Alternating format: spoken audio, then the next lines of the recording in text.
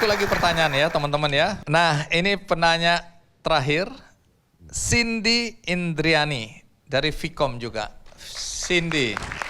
Oke, Cindy mau tanya apa kepada siapa? Oke, halo, perkenalkan nama saya Cindy Indriani dari Broadcasting 23. Saya mau nanya sama Om Des. Om Des, Om kan yang kita lihat deket banget nih sama Kak Kelvin. Nah, kayak udah sahabat gitu. Tapi kan Om tuh punya 2 anak. Gimana sih Om, Om tuh ngebagi rasa sayang Om antara Kelvin sama kakaknya Kak Kelvin biar nggak ada rasa iri sama cemburu satu sama lain? Ada faktor untungnya bagi saya karena yang kakaknya ini perempuan, jadi saya punya 2 anak, jadi ya perempuan sama laki berarti ya treatment saya ke masing-masing ya beda ya. Jadi untuk kayak beli mainan pun waktu masih mereka bertumbuh ya beda juga mainannya. Jadi saya nggak merasakan terlalu sulit. Mungkin kalau umpamanya semua laki atau ada lebih laki atau perempuan. Nah itu mungkin ada faktor kesulitan di situ. Tapi yang namanya kasih kepada anak itu ya, itu mereka akan merasakan sendiri kok. Karena itu ya, dari jiwa ke jiwa ya. Bila mana jiwa seseorang benar-benar sayang yang seimbang, itu mereka akan merasakan kok. Jadi itu sudah menjadi natural bagi orang tua dan anak. Jadi nggak usah khawatir ya untuk Anda nanti ke hari depannya. Yang penting sayang tanpa memberi kasih tanpa membedakan satu sama lain. Yang benar-benar pemikiran kita adalah mereka adalah tanggung jawab kita. Dan sekali lagi seperti saya katakan, ini prinsip saya, mereka tuh adalah titipan, ya, titipan dari Yang Maha Kuasa. Jadi begitu luar biasa lah yang telah saya terima gitu. Itu menjadi suatu yang precious dibanding umpamanya saya mendapat berlian, ya, itu kemungkinan nggak senilai memiliki anak-anak. Ya tergantung juga berapa ton berliannya. Jadi nggak ini hanya joke aja. Tapi itulah dia ya.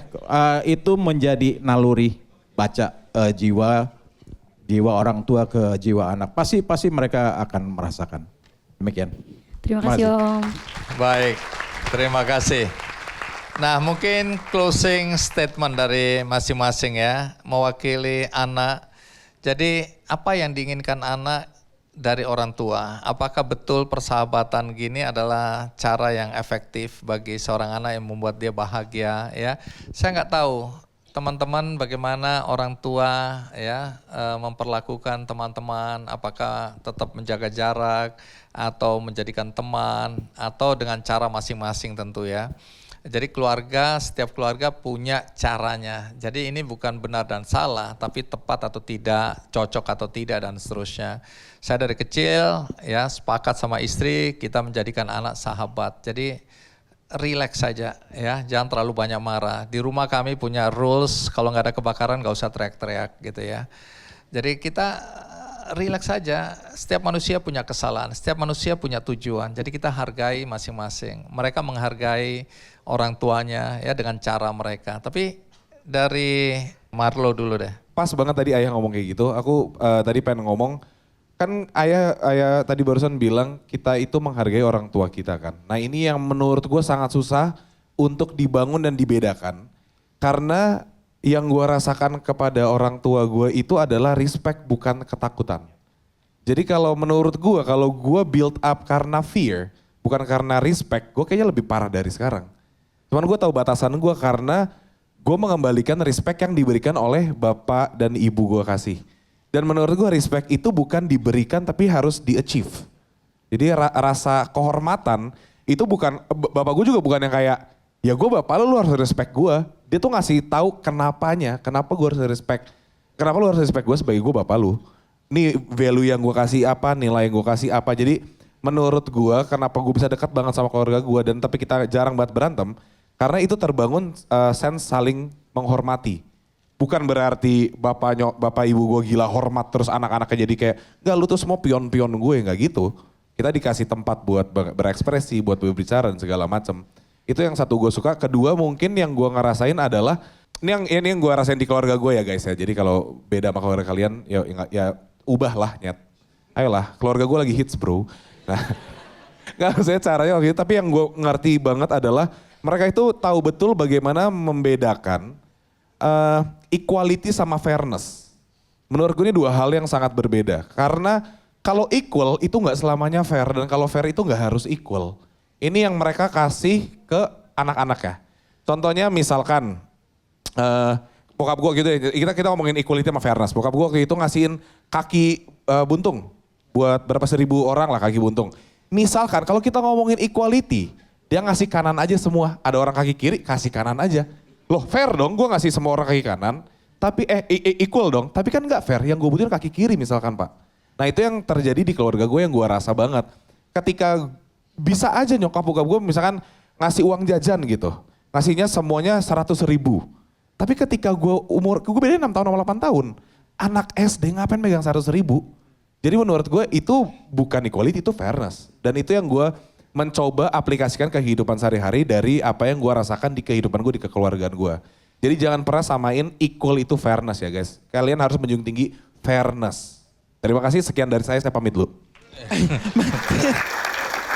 Masih Sedikit ada lagi. dong. Oke, Ya. Silakan Kelvin. Keren juga ya tadi gue ya. Keren, aku baru tahu ya. Terima kasih. Honor tolong tambah. Nambah. Iya.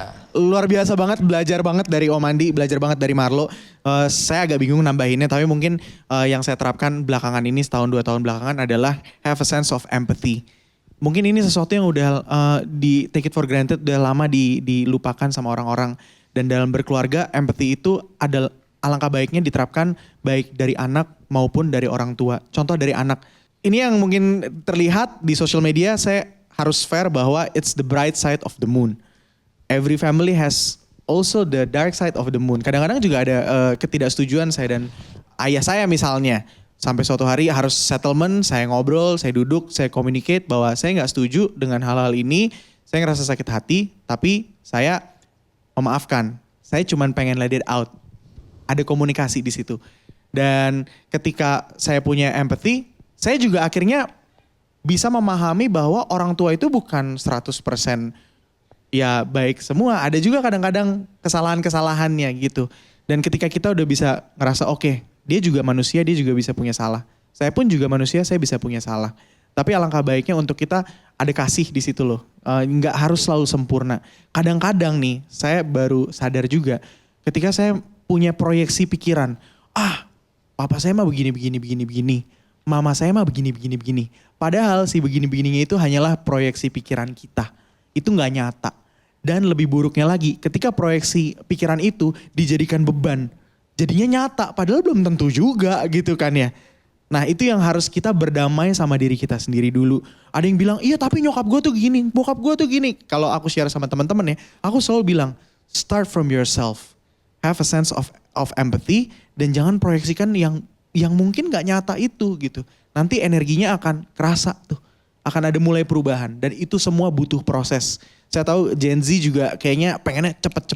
Tapi selalu hargai yang namanya juga proses. Tuh. Sekian dari saya. Baik, sekali lagi kita berikan aplaus kepada tamu-tamu di acara Kick Andy. Dan sebelum kita akhiri teman-teman, bagi Anda yang tadi mengikuti acara ini, episode ini tidak dari awal, jangan khawatir karena akan ditayang ulang di metrotvnews.com. Jadi Anda bisa menyaksikannya di metrotvnews.com dan ada cuplikannya di channel YouTube Kick Andy Show. Dan bagi Anda yang ingin berbuat baik dalam hidup Anda tapi tidak tahu cara apa dan kepada siapa Anda ingin berbuat baik, ada informasi yang mungkin perlu Anda ketahui tentang seorang anak bernama Widya. Ini bocah berusia 11 tahun yang terpaksa harus menjadi tulang punggung keluarga karena dia tinggal bersama ayahnya yang sudah dalam kondisi terganggu kesehatannya dan anak ini juga ditinggalkan oleh ibunya dan dia harus berjuang menjadi tulang punggung pada usia yang masih relatif sangat muda. Tapi semangat dia untuk sekolah masih tetap tinggi dan berharap dia bisa mewujudkan cita-citanya.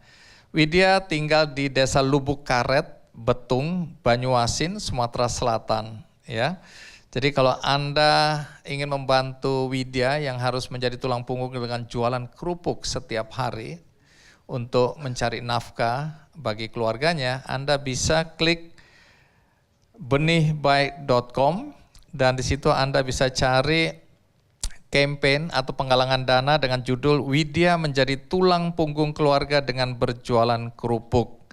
Jadi sudah 3 tahun ini dia harus bekerja keras untuk mencari nafkah karena ibunya sudah pergi dan ayahnya dalam kondisi sakit. Mudah-mudahan cerita tentang Widya ini menggugah hati Anda untuk tergerak dan menolong dia. Sekali lagi, semoga acara hari ini bisa menginspirasi teman-teman yang ada di tempat ini, di Universitas Mercu Buana, dan siapapun yang menonton acara ini, dimanapun juga. Sampai jumpa.